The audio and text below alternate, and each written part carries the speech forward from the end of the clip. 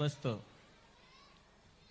विश्व के देवता और धरती के चलते फिरते भगवान पूज्य गुरुदेव श्री सुधा सागर जी महाराज के श्री चरणों में अनंत नमोस्तु। महाराज जी, दुनिया भर में आपकी जैसा नाम और ख्याति है कि आप वास्तव में अतिशयकारी संत हैं और कुबेर आपका दास है, इसका प्रत्यक्ष उदाहरण मैंने खनिया धाना क्षेत्र पर देखा।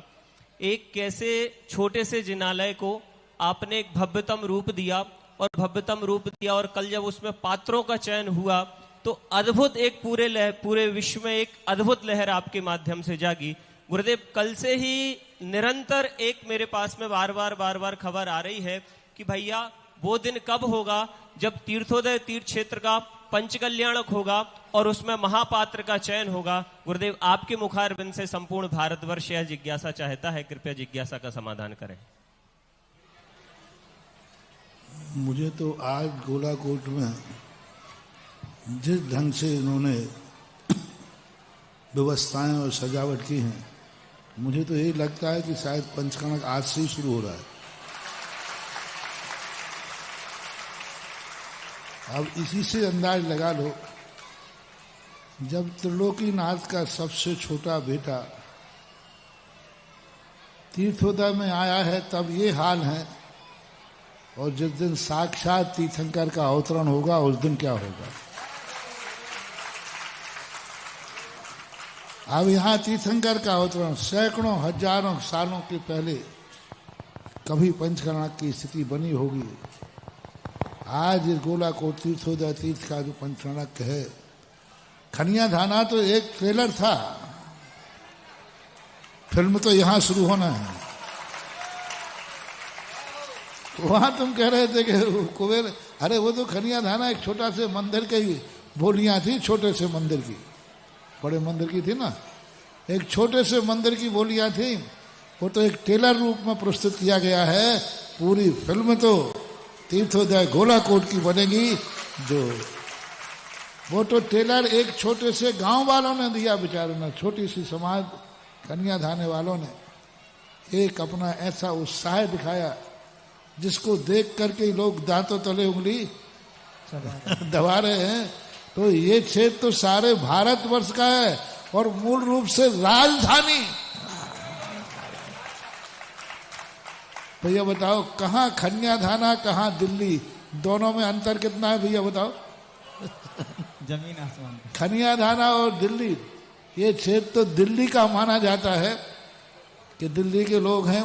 जब खनिया धाना वाले ये चमत्कार कर सकते हैं तो फिर सारे भारत और दिल्ली का क्षेत्र में अब क्या होने वाला है वो तो आगे आने वाला समय बताएगा, और बहुत कुछ अच्छा होने वाला। पूरे भारत से मेरा कहना है कि एक बार भगवान के दर्शन करने आओ, वो तो अच्छी बात है, लेकिन यहां आकर के एक बार तीर्थ का दर्शन करो। और ये पंचकल्याणक का कार्य ऐसा है कि और कहीं भी यहाँ के पंचकल्याणक के अंदर हर व्यक्ति को एक मानस बनाना है। हो सके तो इंद्र बनना है, हो सके तो कोई बोली लेना है, नहीं हो सके तो दर्शन करने का रूप तो जरूर लेना है। क्योंकि एक ऐसा अद्भुत, एक ऐसी स्थितियाँ यहाँ के पंचकर्ण की रहेंगी जो एक इतिहास लिखेगा, जो स्वर्णांकित होगा। और उसके लिए भी अब सारे भारत को तैयारी करना है कि गोलाकोट में तीर्थोदय क्षेत्र में होने वाला पंचकल्याणक का कौन बनता माता पिता, कौन सौधर्मंद, कौन कुबेर, ईशान, महायज्ञ नायक, सारी स्थितियां बनेगी।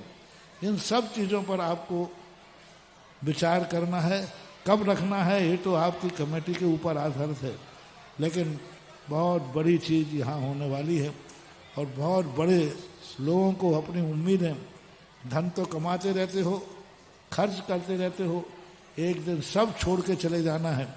लेकिन ऐसे तीर्थों का, और मैंने पहले ही कहा था, कल कहा था, आज सुबह ही कहा था शायद, कि सारे अपने गांव में, अपने नगर के 8 पंचकल्याणक कर लेना और किसी पुराने क्षेत्र के पंचकर्ण का 1 कर लेना, वो 8 से भी ज्यादा से।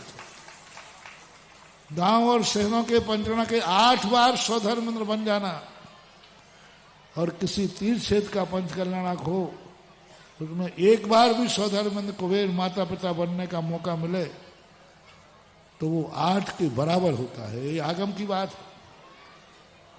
दान में यही लिखा है, एक नया मंदिर 8 नए मंदिर बनाना और एक प्राचीन क्षेत्र का उत्थान करना 8 के बराबर है। और तीर्थोदय जैसे गोलाकोट के क्षेत्र को एक इतनी ऊंचाइयां देने में मैं तो कहता हूं हर अमीर आदमी को गोलाकोट के अंदर ये नियम बना लेना चाहिए कि हमारा एक मंदिर गोलाकोट में जरूर बनेगा।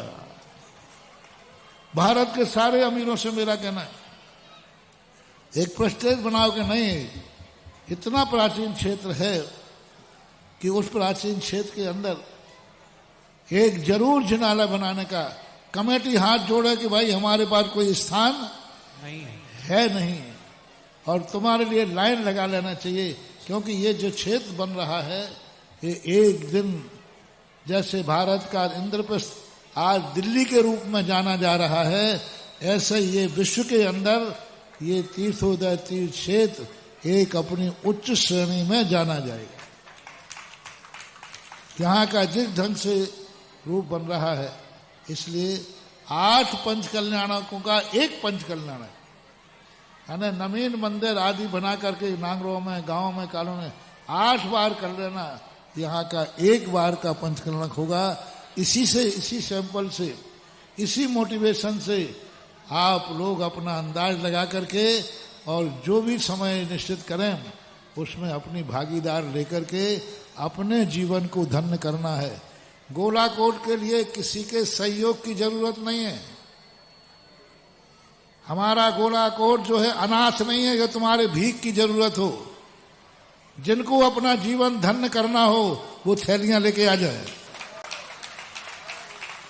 मैं हमेशा कहता हूं मंदिरों में कभी सहयोग नहीं देना। कल परसों शायद जिज्ञासा भी आई थी कहीं, हाँ, कि सहयोग करने के लिए किसी भी जैन मंदिर में सहयोग नहीं चाहिए।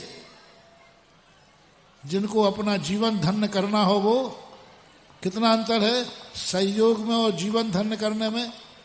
सहयोग भिखारियों को दिया जाता है, सहयोग गरीबों को दिया जाता है, सहयोग असमर्थों को दिया जाता है। भगवान को, गुरु को सहयोग नहीं दिया जाता। उनको तो सेवा करके अपना जीवन धन्य किया जाता है। अपने धन को, जिनको अपने धन को धन्य करना है कि मेरा जीवन धन्य हो जाए, तीर्थोदय तीर्थ क्षेत्र के पंच कल्याणक में या यहाँ कोई जिनालय बनाने में, वो जो धन्य होंगे यहाँ से, वे ही एक दिन ऐसे धन्य को प्राप्त होंगे कि वे साक्षात जिनेंद्र भगवान के समोषण को भी प्राप्त करेंगे। ऐसे मानो।